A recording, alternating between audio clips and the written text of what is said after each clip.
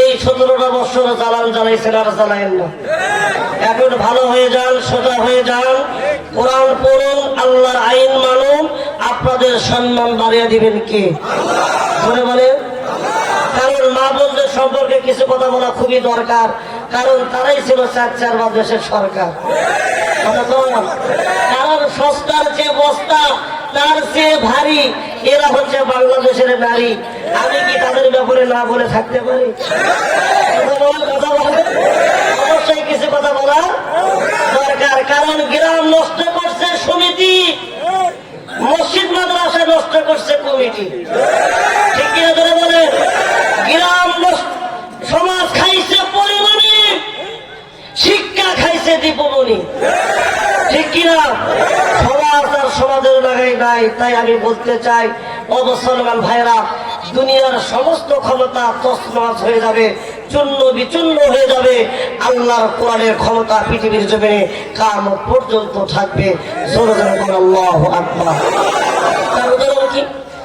আল্লাহ রাব্বুল আলামিন পবিত্র কোরআন কারীমের মধ্যে সুন্দর করে আয়াত নাযিল করে মুসলমানদেরকে তাফসীর করে জানায়া দিয়েছেন, কুল্লু শাইইন হালিকুন ইল্লা ওয়াজহাহু। আল্লাহ বলেন পৃথিবীর সমস্ত ক্ষমতা চূর্ণ বিচূর্ণ হয়ে যাবে, সমস্ত গাছপালা সমস্ত কিছু চৌচির তছনছ হয়ে যাবে। আল্লাহ পাক বলেন পৃথিবীর জমিনে কিয়ামত পর্যন্ত আমার ক্ষমতা অটল থাকবে। তেলা মাথায় তেল মারিয়া, তেলা মাথায় তেল মারিয়া, ফায়দা নেই যে লুটিয়া, তেল বেনে চলে না দুনিয়া, তেল বেনে চলে না দুনিয়া। ঠিক কিনা? আলোচনা হবে হবে, কিন্তু 12টা বেজে গেছে না? সময় তো প্রায় মুসলমান ভাইরা, 12টা বেজে গেছে। চলবে কতক্ষণ পর্যন্ত চলবে? ঠিক আছে, সারা রাত আপনারা বসে থাকেন, আমরা চলে যাবো ইনশাআল্লাহ।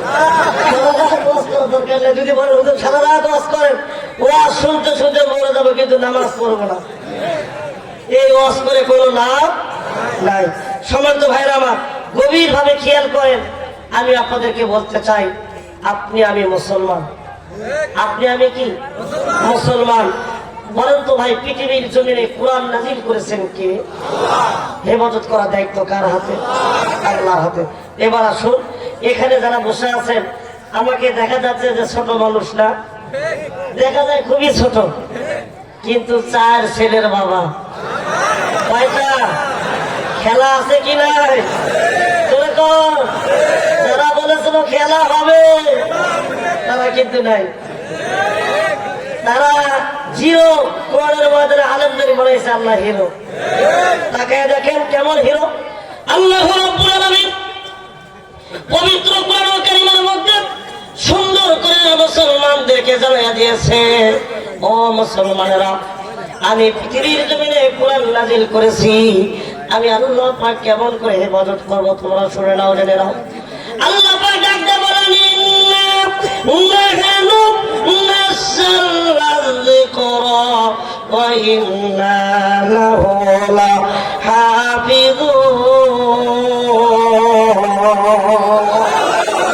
নিশ্চয় আমি আল্লাহ পৃথিবীর জমিনে কোরআন নাযিল করেছি, একমাত্র কেবলমাত্র এই কোরআনকে সংরক্ষণ করা, হেফাজত করার দায়িত্ব আমি আল্লাহ।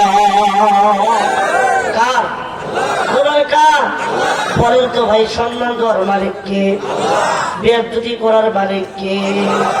এবার দেখেন ভাই আমার, গভীরভাবে খেয়াল করুন, আল্লাহ পাক কেমন করে হেফাজত করেন, কেমন করে মুসলমানদেরকে কালেমা পড়ায় মুসলমান বানায়া দেয়।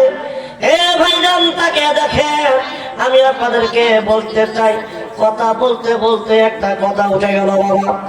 মুসলমান নামে কিছু মুনাফিক আছে, ওই আজকে তাকে দেখেন। হে ভাইজান, আল্লাহর নবীর জামানায় কিছু মুনাফিকের বাচ্চা ছিল, ইহুদির সন্তান ছিল, তাদের দাড়িও নাই, মোছও নাই। কি নাই? দাড়িও নাই, মোছও নাই। তারা খালি আজানকে নিয়ে কটূক্তি করত, আল্লাহ নবীকে নিয়ে কটূক্তি করত, নবীর নাম শুনলে নবীর নাম নিয়ে ব্যঙ্গ করত। ভাইজান, তাদেরকে শিক্ষা দিয়েছেন কে? জোরে বলেন কে?